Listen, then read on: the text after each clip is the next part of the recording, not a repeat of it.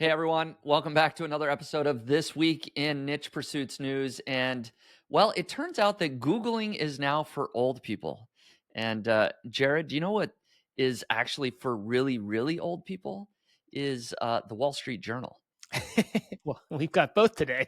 And the Wall Street Journal is reporting that Googling is now for old people. And we're going to dive into what that means exactly. And it hits on a lot of points that we talk about, AI and changing demographics and where Google's going and all the trouble it's been in. So we're going to dive deep on this. But we got some other things, some other news topics. Stick around for those. And then we've got updates on our side hustles. We've both been doing the Amazon Influencer Program now for a while, a couple years, me at least. And we're both going to share some updated numbers for November. So that's going to be interesting. Quite a contrast between our results there. And then we're going to bring it home with a couple of weird niche sites. But Jared, welcome back. I think you missed the first news episode that you've missed in a really long time. It was me and Brooks held down the fort while you were out vacationing. You guys did a great job. I listened to the first 20 minutes or so. It's kind of weird listening to. I don't listen to podcasts that I record because that'd be weird, I think. But so it's the first time I've listened to the Niche Pursuits podcast in a very long time. You guys did a great job. Yeah, I don't know when the last time I missed one was.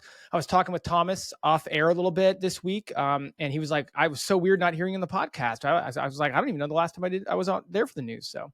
Yeah, you're a permanent fixture, but glad you got some vacation time, much needed, I'm sure, and also glad to have you back. So well, Much enjoyed, but I felt like I was so far removed from what was going on, and it's gonna be great to get back into it. So, yep. So let's do it. So as we said, Googling is now for old people. I'm reading the Wall Street Journal, and hat tip to some old guy out there that sent this article along that you know quite well. Somebody that reads the Wall Street Journal, and actually quite a good article. And unfortunately, the Wall Street Journal is behind a paywall, so if you go there, you might not be able to see it. But we got access to it.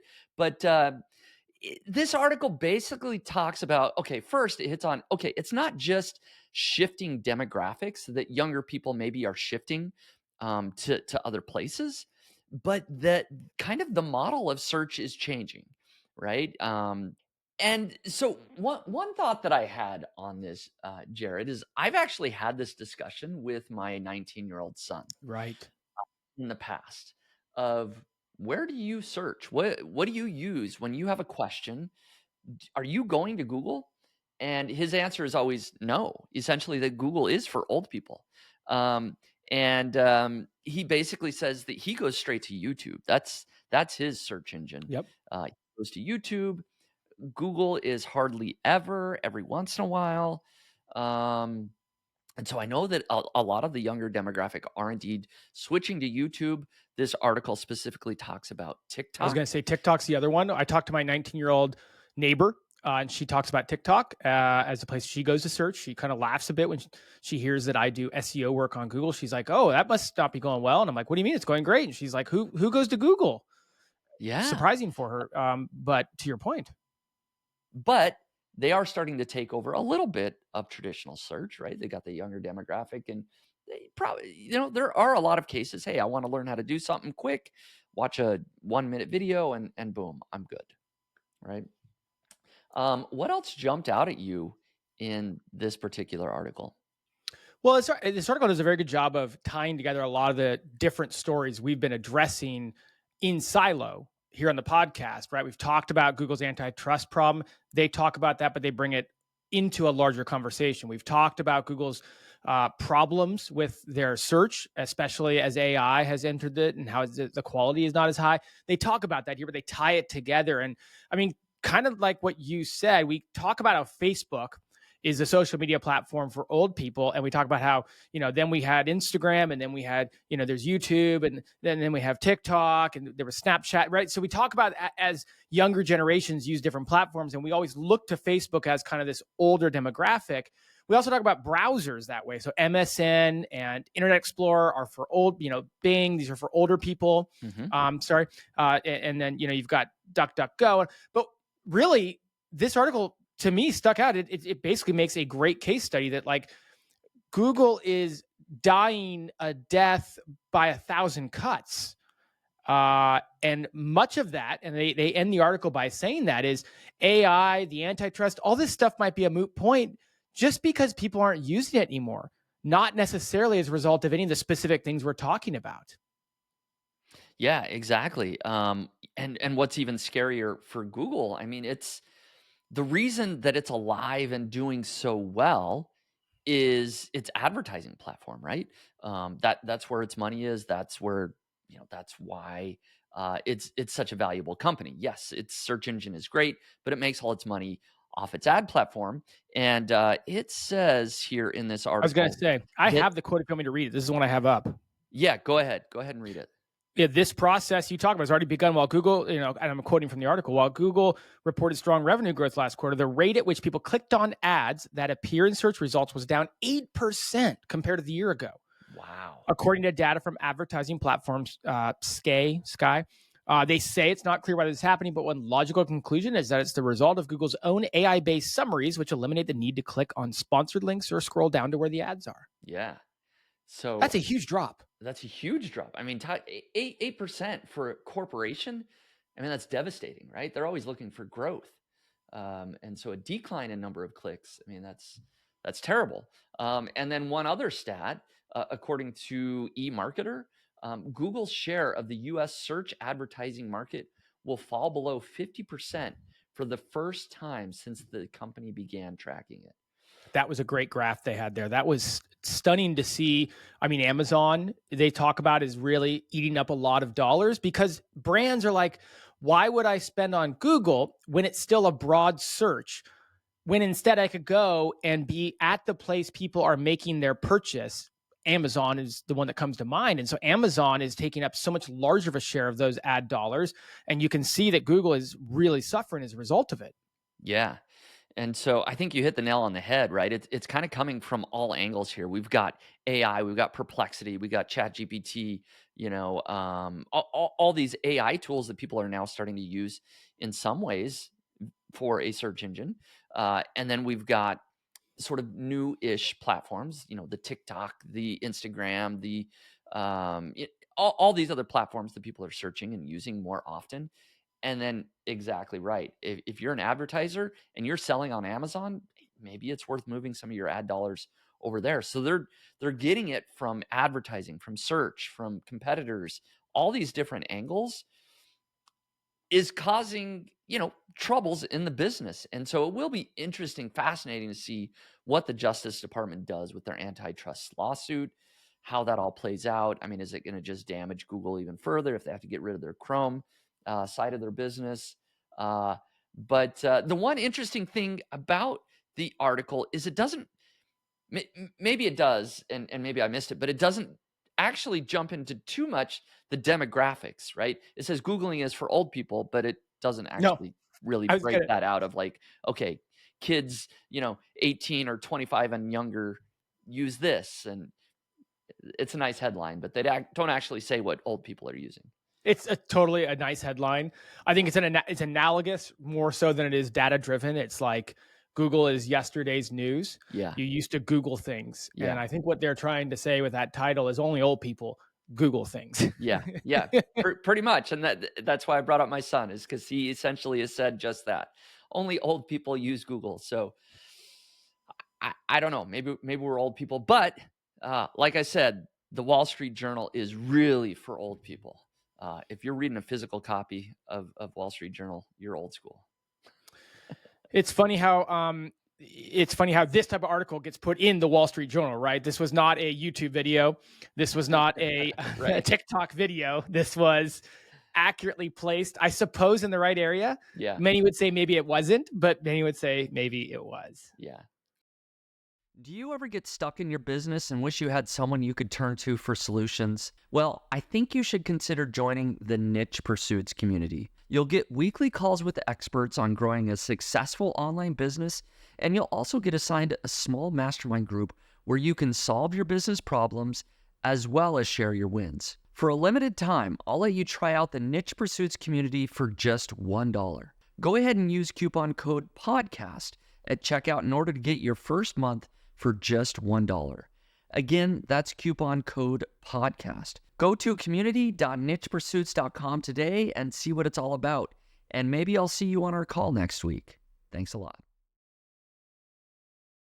So it's a fascinating article, a fascinating trend to continue to watch. I mean, we talk about it essentially this, but yeah, this article was well written and worth a review here. So Yeah, I thought it ended really well. We can end on this perhaps, okay. but and again, going all the way back to what I was saying, like almost death by a thousand cuts, right? It closes the article out by saying it's going to take years for the Justice Department case to be resolved, and the ultimate remedy is blah blah blah blah blah.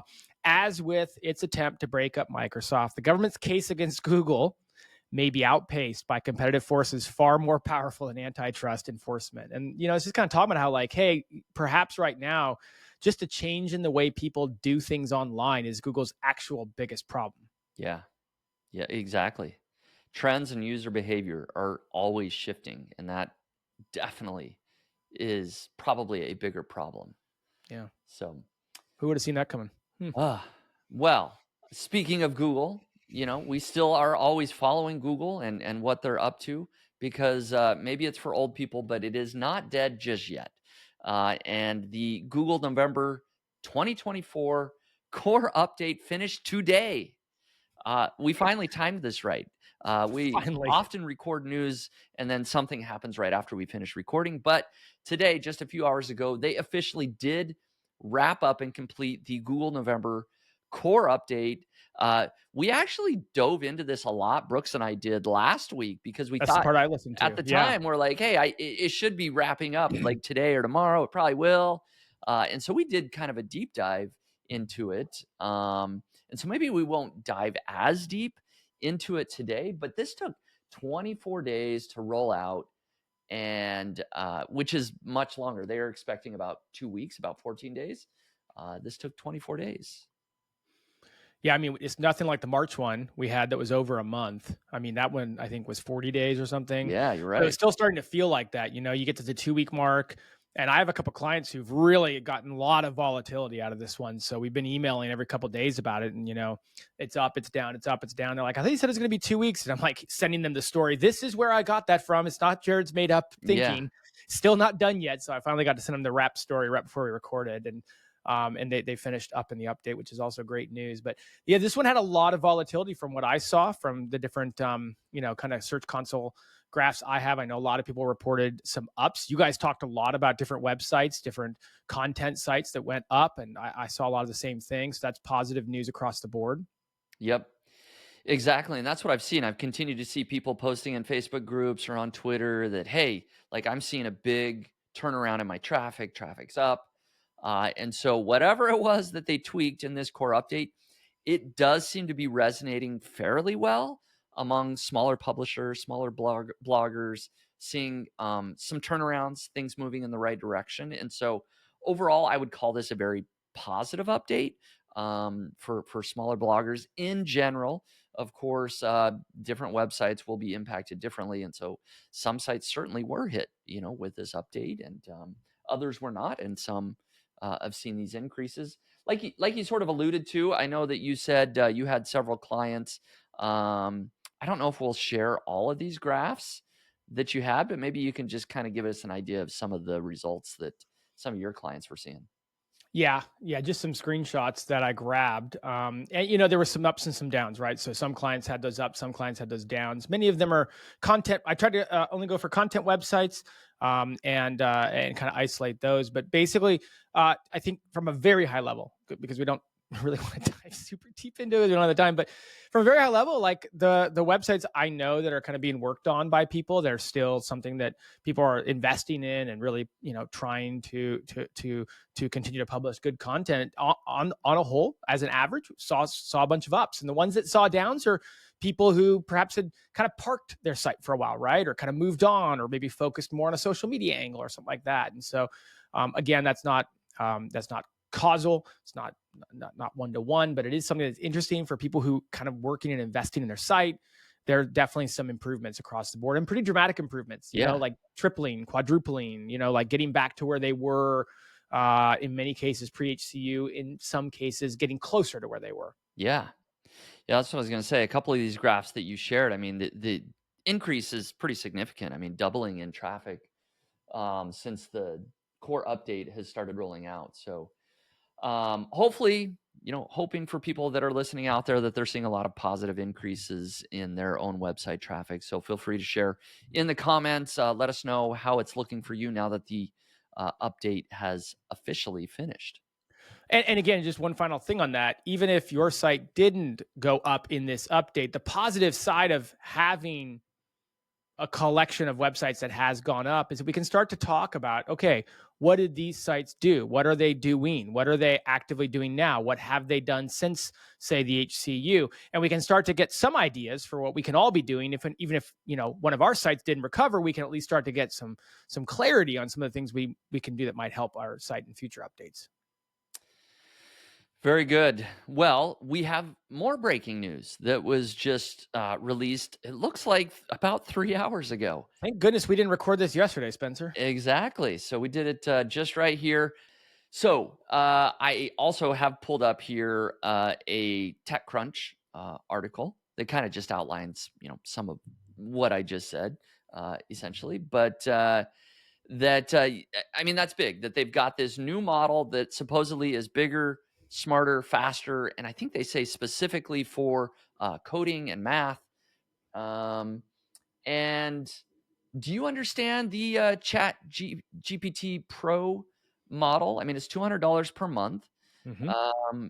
I know there's still the Plus model or, Yep. or tier that I Yeah. think is $20 a month. Yep. Uh, I'm not 100% clear what the difference is maybe just usage.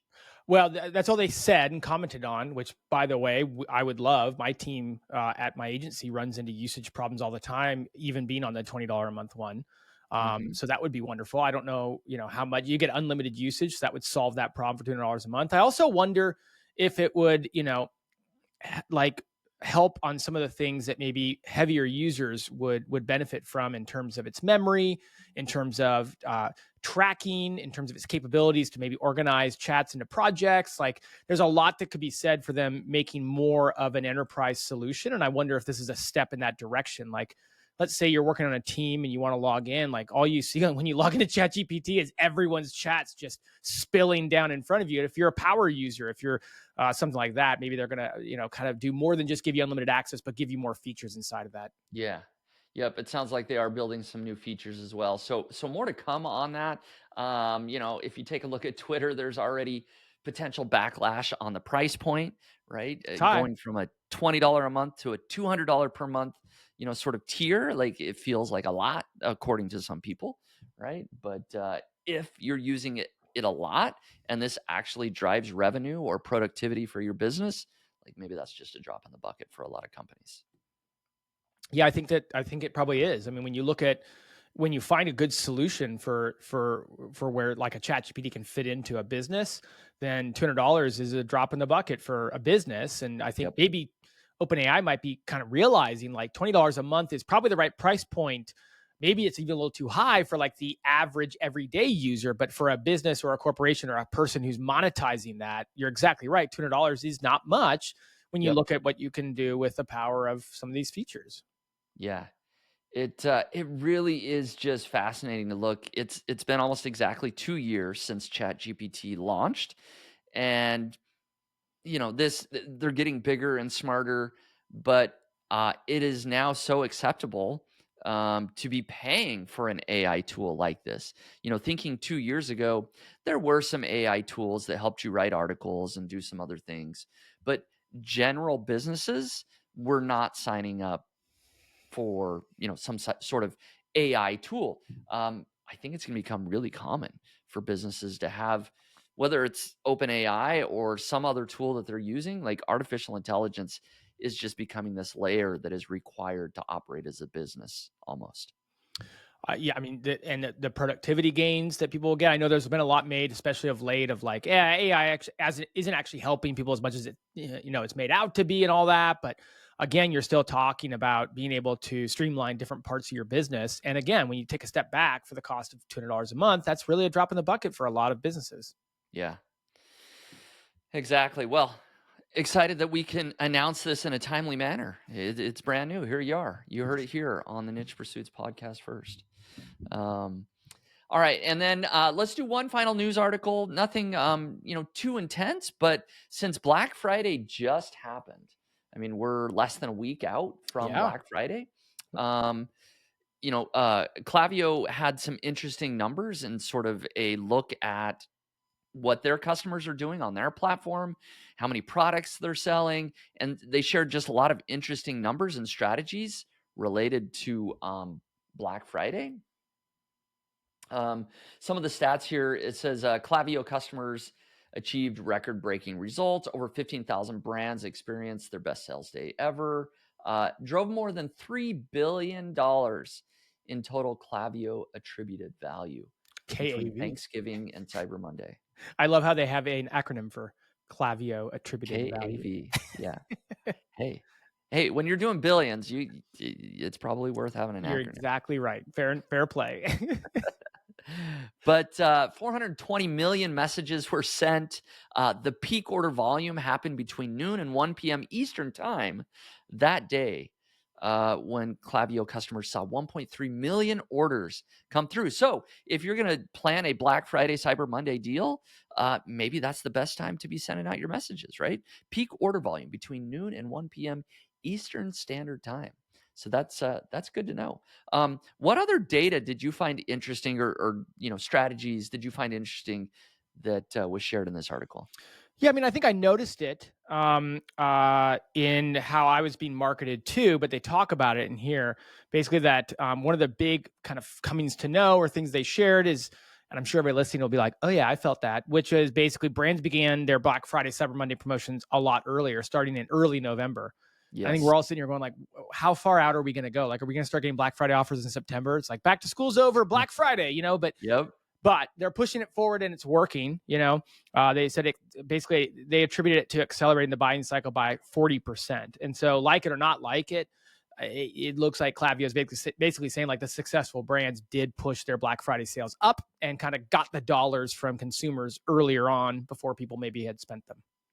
Yeah. Yeah. I found that really interesting. And I have certainly noticed that myself, that things are just happening earlier and for a longer period of time. I know some of the software tools or WordPress plugins that I've been associated with in terms of, just in contact with people. I mean, they were running it all November and they're running it, till like mid-December, like almost a month and a half. It's so it's extended. And then they jump into some other details in terms of multiple touch points and multi-channels, and how important that is, right? And so they sort of say, hey, in 2025, try to one other point where it talks about highlight craftsmanship and Yeah. authenticity. They pointed out earlier in the article essentially that customers didn't necessarily bite or buy because of a larger discount, Yeah. but because of brand affinity and quality of craftsmanship. So they're looking more for quality of product and a good deal, but it doesn't have to be an extreme deal to get them to buy. You have it up there in front of you. Also, the multi-channel imperative, as they call it. Yes. That was also very interesting. They highlighted SMS. I think they said Yeah. a 20% year-over-year revenue increase for brands who specifically used SMS. I did not get many texts from brands. I'm sure there's a lot of brands that have my phone number, and I know I've gotten them in the past from brands, but looking back on it, I can't think of one that I got. So interesting there. Certainly, maybe that is a channel that hasn't been, I'll say, overplayed yet. Yeah. Yeah. And who knows how long that is overplayed, right? Yeah, These things move so quickly. Um, but yeah, interesting article. It's got some, takeaways, what you can do in 2025, integrated campaigns with SMS, email marketing, personalized, as possible, refined with AI.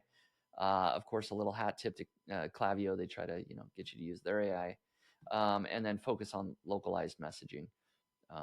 And so, yeah, there's quite a few other really interesting tidbits. I don't know, any final things that you wanted to bring up, or is that pretty well good? Good to go. It's always Okay. fun to see what's working. And I Yeah. like articles like this that have wide data sets because, they're not guessing when they roll these numbers up. Yeah, exactly. It is really nice. I am always fascinated by Klaviyo, and then like Shopify always shares like how many sales are happening every minute or every hour, during Black Friday. And it's just these astronomical numbers to make you realize, man, e-commerce is just this massive, massive thing. There are people spending lots and lots of money, not just during Black Friday and Cyber Monday, which they are, but just all the time. There's so much commerce going on. It's crazy. And this is, as we'll get into next, the time of year when people are consumer wise just kind of apt to spend more. It's kind of like in the water. It's kind of in the air, right? So brands taking advantage of it, finding the best way to get the dollar that people are going to spend one way or the other. Are they going to spend it on your brand, on your product? Right. Hey everyone, Spencer here, founder of Niche Pursuits. Are you adding a new internal link pointing to each article you publish? You should be. Ever find it time-consuming and a bit overwhelming? Remembering what content you published and deciding which anchor text to use can be a real headache. What if there was a better way? Well, that's exactly why I created Link Whisper. Simply click Add Inbound Internal Links, and Link Whisper will scan your site in seconds and suggest the most relevant links with appropriate anchor text for your new article. Now simply check the box next to the internal links you want to add, and Link Whisper will add these links for you. No need to go into each article, edit, and add the link. It's already done. No more manual internal link building or guesswork. Just efficient, accurate linking that saves you time and improves your SEO. Transform your content strategy with Link Whisper. Start linking smarter, not harder. Use the coupon code PODCAST for $15 off. Head over to linkwhisper.com and use coupon code PODCAST to get $15 off. Okay, well, the time has come, Jared, where we're going to reveal some numbers from our own side projects. And I feel like the Amazon Influencer Program is one of the earliest sort of side hustles that we started sharing here on the podcast. We've been given updates for pretty much as long as we've been doing it. It's been a couple of years essentially for me. And I think from the very beginning, like within like the first month or maybe the second month, you were sharing numbers here on the podcast as well. And so we've had this journey together, if you will. And so I'm going to give my updated sort of November numbers. And just to recap people, I have posted about 1,000 videos total in my Amazon influencer account, but I have not posted a single video for the entire year. These were all essentially posted, by the end of 2023, maybe a couple have spilled into early, 2024, but by and large, 1,000 videos have been there for the year, and I have not touched the account. I basically just let it sit. It's been passive. It's been earning every month, but it's been interesting to see, okay, what happens when you post 1,000 videos and do nothing? How long will they still earn commissions? How long will they still get clicks? Will they still get views? And they are still getting clicks and views and earning some commissions. And so it's nothing earth-shattering here. I'll preface it with that. But in November of 2024, I earned essentially $1,200 even. $1,200, $1,200.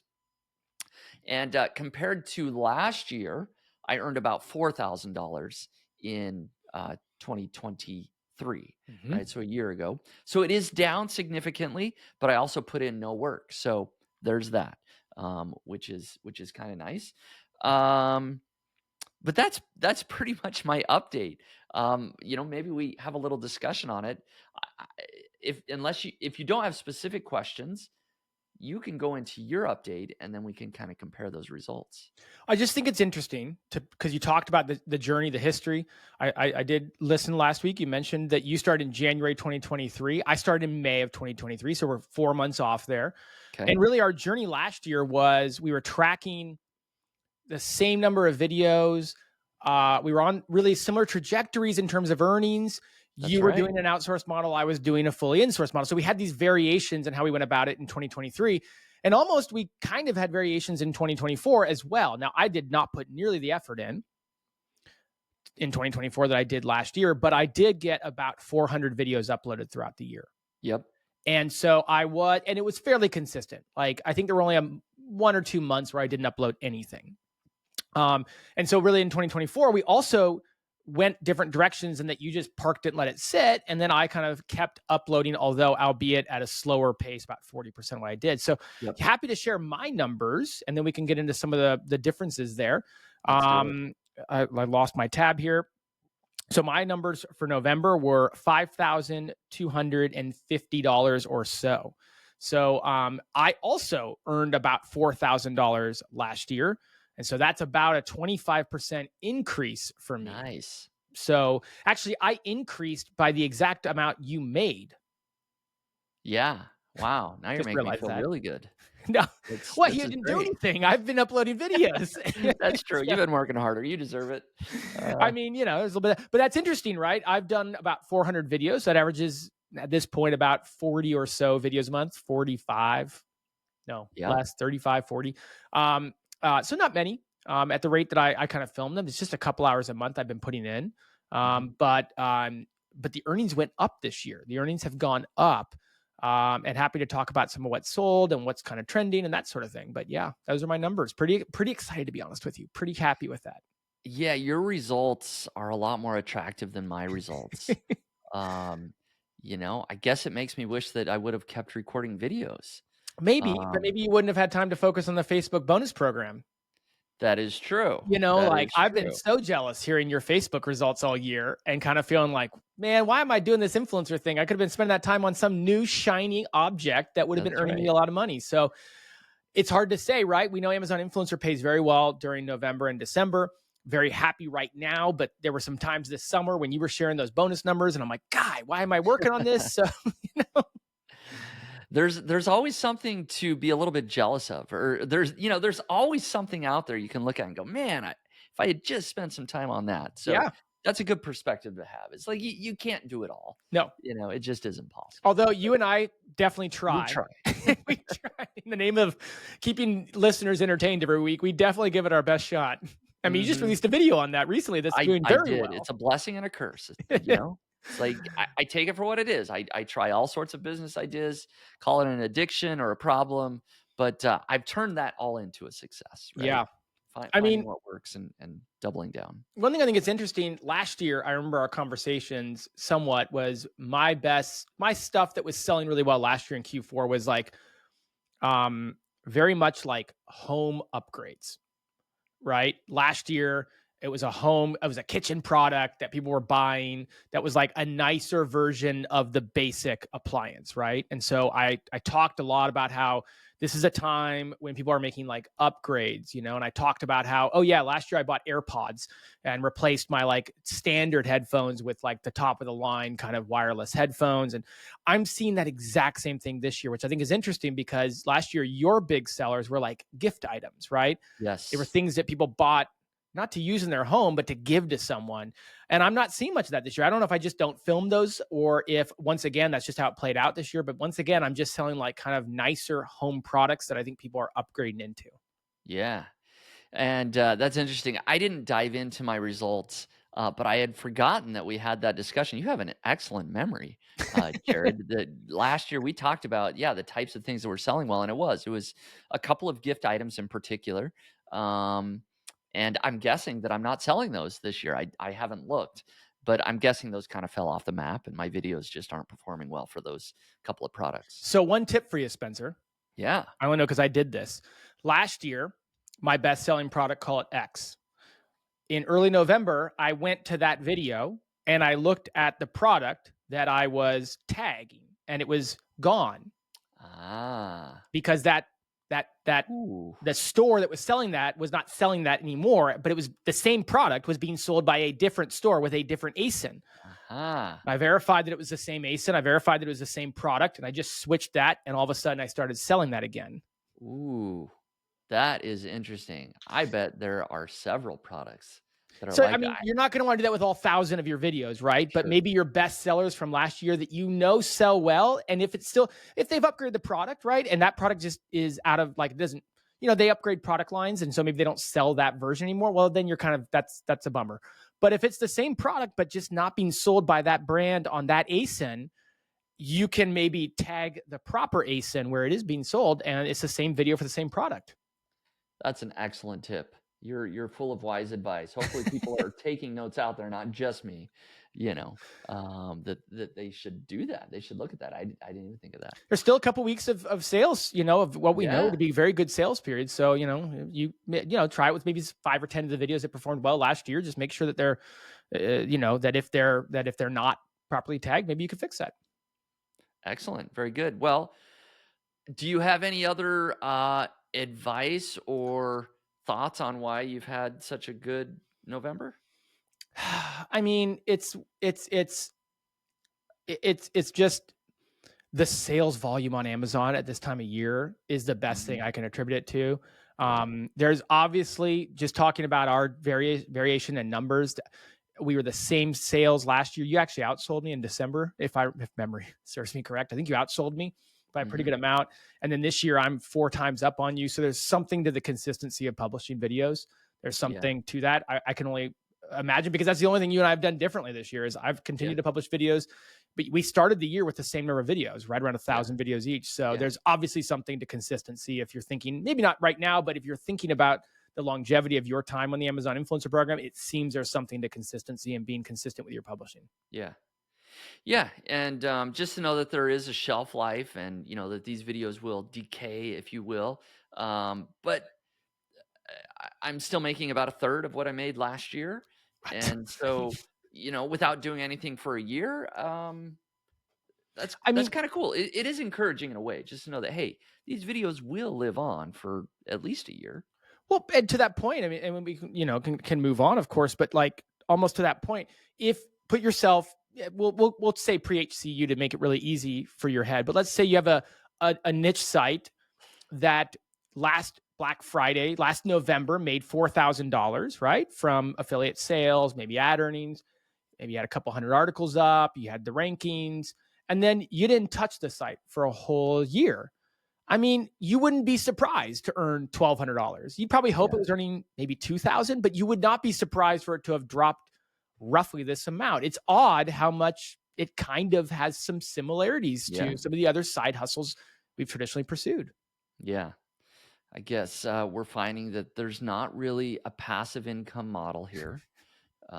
It's semi-passive, like all things that we talk about, but everything requires a little bit of upkeep and work if you want to keep making money from it. Yeah. So cool, man. Good results. And thank you for sharing that, being open. So great job. My pleasure. I'll be sharing probably a lot about this in the coming weeks. I will say, just because I wasn't here last week, just a quick mention, but like had an amazing kind of Black Friday or that week leading up to it with the site that the HCU hit site that we've given life back to with Pinterest traffic. So that did really well. The ad revenue, that site broke $2,500. Wow. And it never broken 2,000 before. So just such a good time of year for a lot of projects that people are working on to, kind of capitalize on higher traffic, higher RPMs, all these kind of things. Yeah. Awesome, man. Good positive news. All right. Well, we have 2 weird niche sites. One from each of us that I've not we're seen going to these share. yet. Yeah, I'm pulling it up for the first time. Well, you're going to be blown away. It's a pretty simple niche site. And I'll go ahead and share my screen. Is this the one you got from today on Twitter? It sure is. I saw this. I said, let's do it. I posted a tweet. I was just thinking we're about to record a podcast. And, Bitcoin just crossed $100,000, although recording live, it's no longer above that mark. But it was, this morning, it was above $100,000 a coin. And I thought, hey, does anybody know any weird niche sites related to crypto or Bitcoin? And I got one. So this is, the site is satparody.com. And it's very simple. Let me explain a little bit for those that aren't deep into the crypto world here.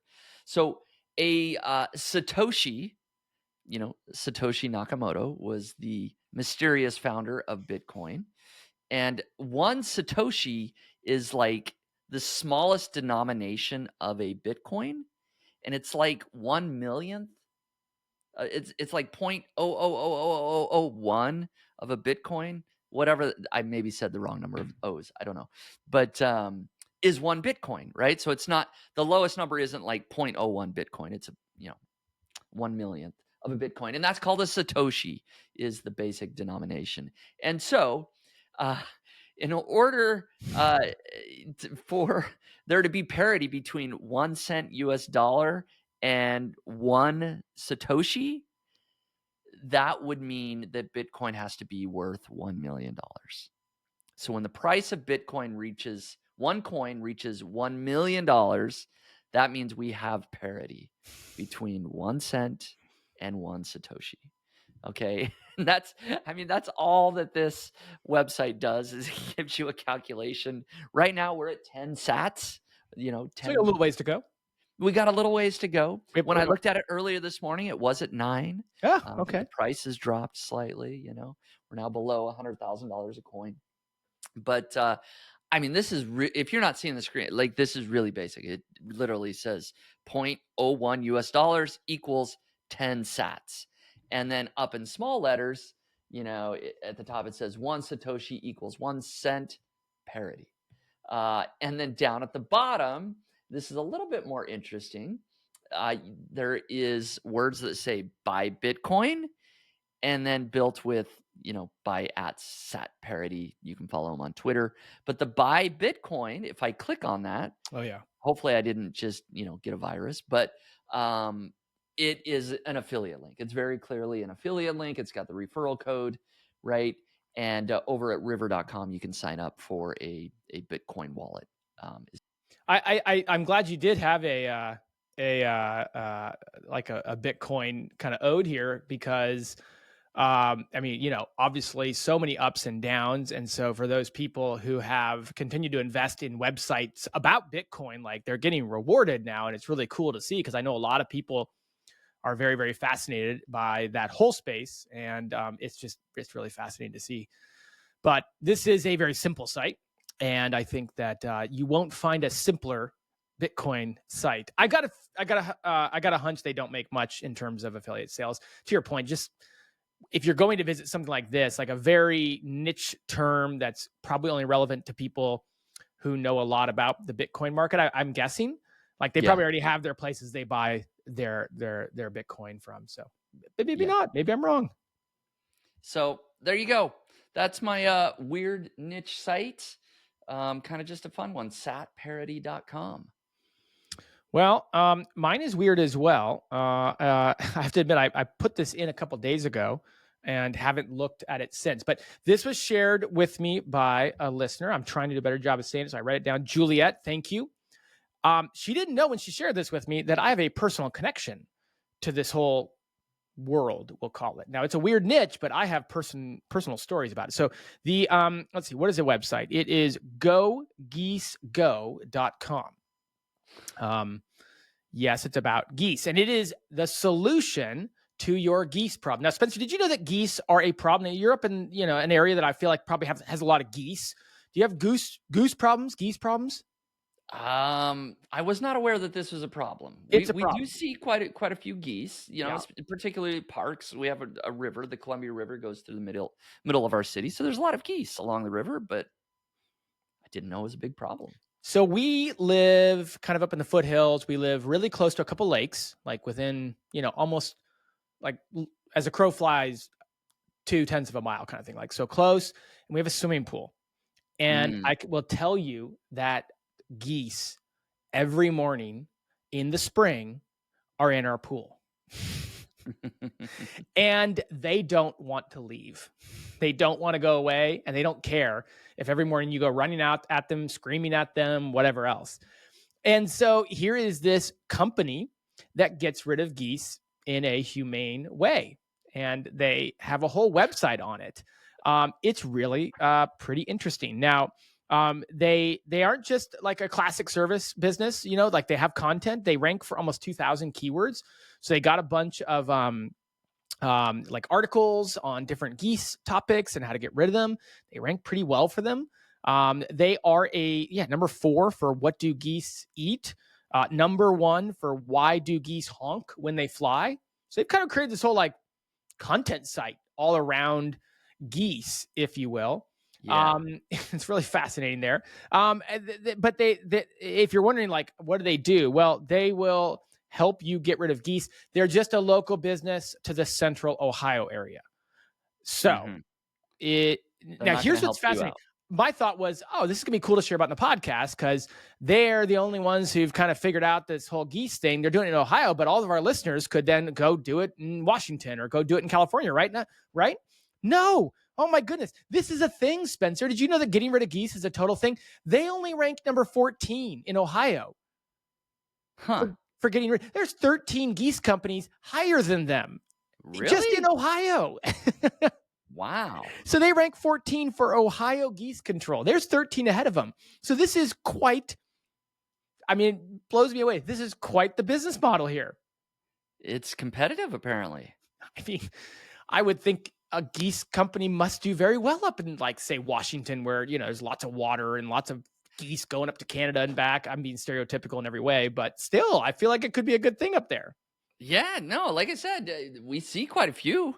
You know, not to go on a tangent, but I've had a goose chase me down when I was out, you know, training for a marathon, running along the river. I don't know if it's nesting season. I got too close. I don't know, but boy, I ran really fast when that thing started running after me. They're Um, quick. They're they're quick little guys. they They're start fun. flapping, I don't know how they're get a little going. wind under their wings. You They know, kind of run. They kind of run fly. It's like a combo thing. yeah. So maybe the parks, you know, maybe the parks pay for some service to, you know, keep them out of common areas. I have no idea, but maybe that's my next side hustle. Here you You know, got the goosebuster.com, Ohio Wild Geese Control.com, geesechaserohio.com. I mean, this is a wow. thing. This is a total thing.